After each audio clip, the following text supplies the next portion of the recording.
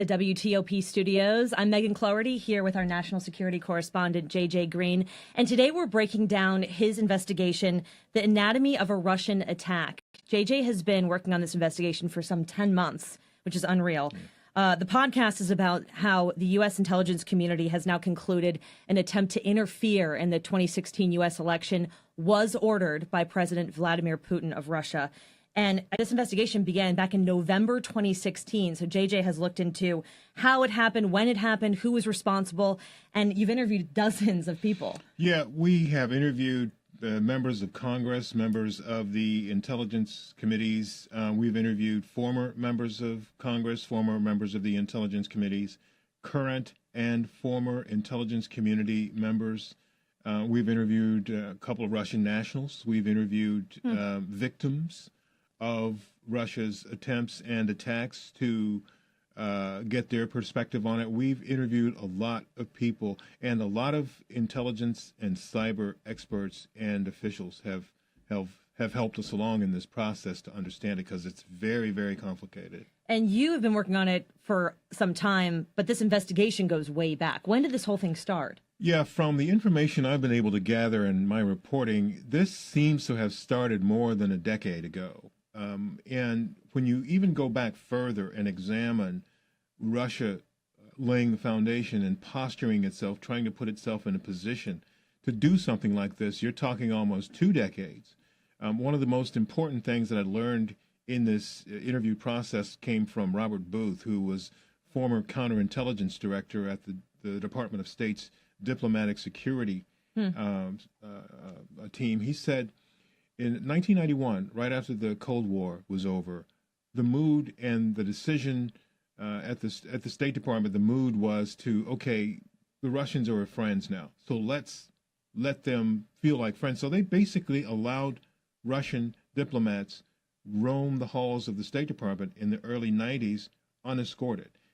And 8 years later, after that decision, they found out that someone had put a bug in the arm of a chair in a conference room, which obviously meant there were Russian intelligence assets roaming around. So that set the stage, and later on, a decade later, then, things really started to heat up, and they started to get the understanding that this was a mistake. Wow. And I think just the average person hearing that, how could they have had carte blanche just to walk around? But it was a sign of the times. Yeah, well, a sign of the times for some people, but for Robert Booth and his group, they warned the folks at the State Department, this is not cool. This is not a good thing. This is a mistake, right? Because they know how intelligence operations work, and they also knew how the Russians thought.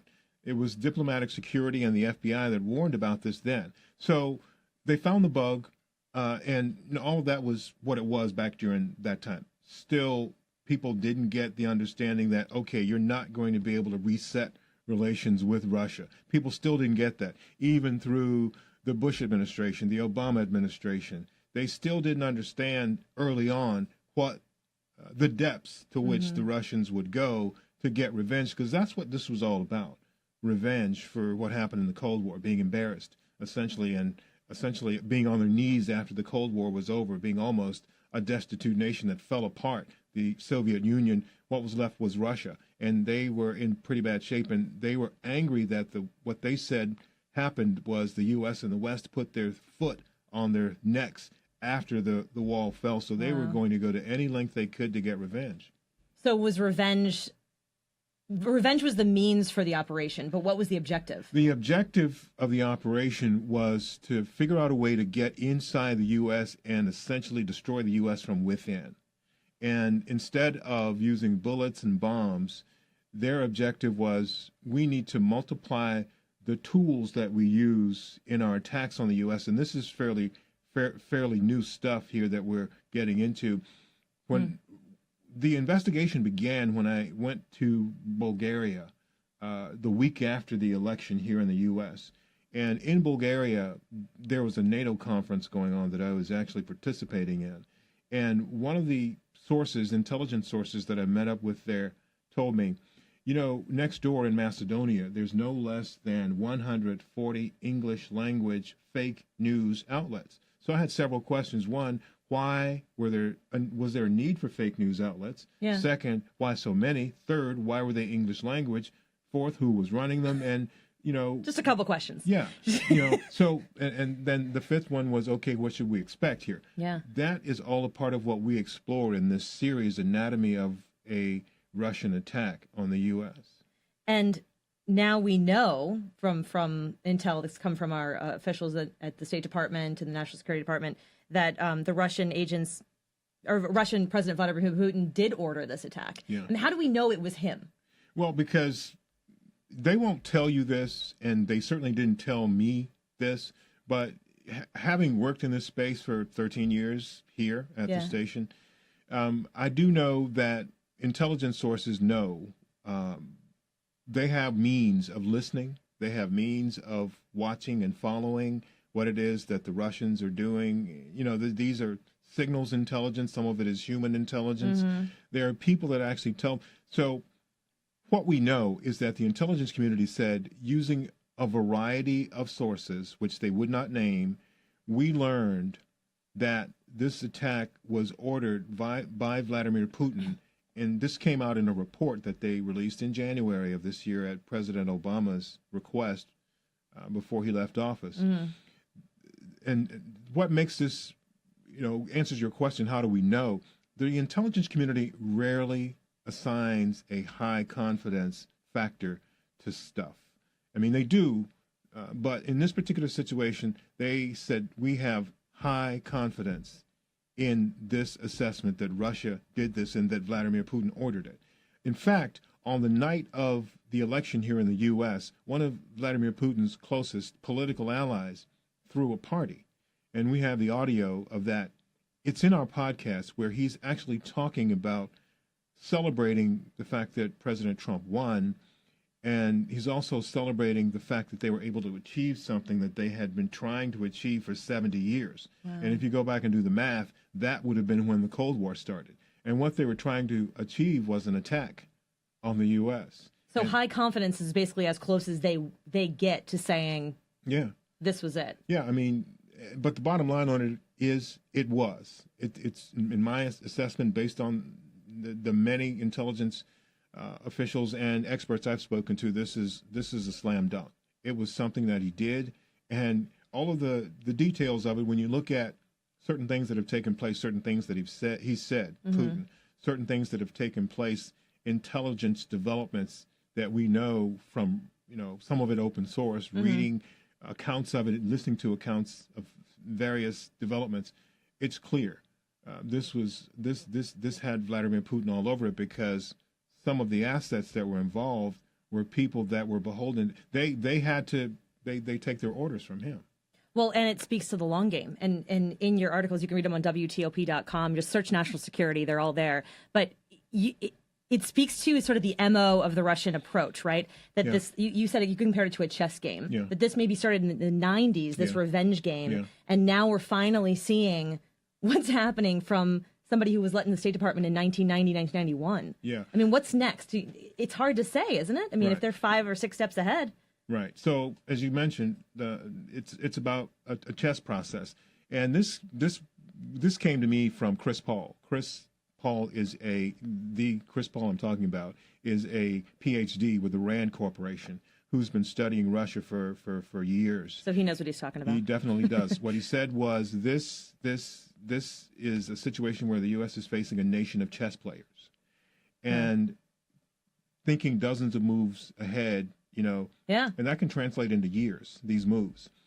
If you think back just briefly, several years ago, there were 12 Russians that were kicked out of the U.S. one day.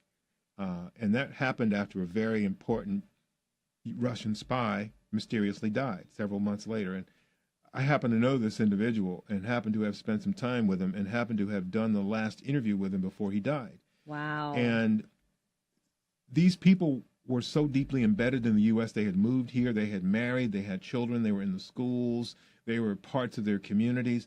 These people were part of a deep cover operation to come to the U.S. to set themselves up to essentially become a part of this long game operation. And what's next? We can expect a similar kind of situation to take place in the next election. And it doesn't necessarily mean the presidential election. It's all kinds of elections. It's anything they can use their troll houses, they can use their hackers, they can use their people on the ground here. And the former director of national intelligence, Jim Clapper, said, we know that they're up to this because we're seeing an influx of Russian intelligence operatives trying to get into the U.S. I was looking for comments, but I feel like there's so much information that you're sharing that if the listeners are like me, it's sort of like you're trying to keep up, because this is connecting a lot of dots, too, with things that have happened in the recent past. Right. News reports and like the whole fake news concept. Right. This was all driven by, I mean, if you read your report, these bots that were part of this operation. Senator Mark Warner did an exclusive interview with us and did a magnificent job of talking about the two things that were essentially the two key tools that the Russians used in this process. And one of them was essentially to go after Senator Clinton using fake news. They were so good at it that, and this is the second part of it that made them so good. They were actually able to target specific locations in specific states, Wisconsin, Michigan, Pennsylvania, and they would swing flood states. A lot of them swing states, yeah. And they would flood these places with fake news. And so how did they do it? They have hundreds of thousands of people working, not hundreds of thousands, but hundreds or thousands of people working in troll houses whose job it is to go out and set themselves up in social media. And in one case, the best way to explain this, how extraordinary this is there was a petition on whitehouse.gov called Give Alaska Back to Russia. Within 75 minutes, 39,000 people had supported that petition. That was all the work of bots. I was going to say, there's no way. I mean, right. That was all the work of bots. So what they did with the fake news situation is that a fake news story would come out, hundreds, maybe thousands of people would go in and click on that story and make it the top story that would trend on Facebook or on Twitter, so that in these places like Michigan, Wisconsin, and again, Pennsylvania, where people would read news on Twitter or Facebook, the top stories they would see would not necessarily be, according to Senator Warner, it wouldn't be news about Senator Clinton and Mr. Trump, President Trump at the time. It would be stories about Hillary Clinton allegedly stealing from the State Department or Hillary Clinton being sick. It was fake news stuff. And this planted in your Facebook feed, depending on where you lived. Yeah, and the average person did not know that this wasn't true. What? Well, yeah, because that's how it's painted for you to. Yeah, so this is that's the nature of the sophistication of this fake news operation that these troll houses run. And we get into the troll house too with former House Intelligence Committee Chairman Mike Rogers, who was chair for 4 years, and he was also a former FBI agent who knows Russia really well.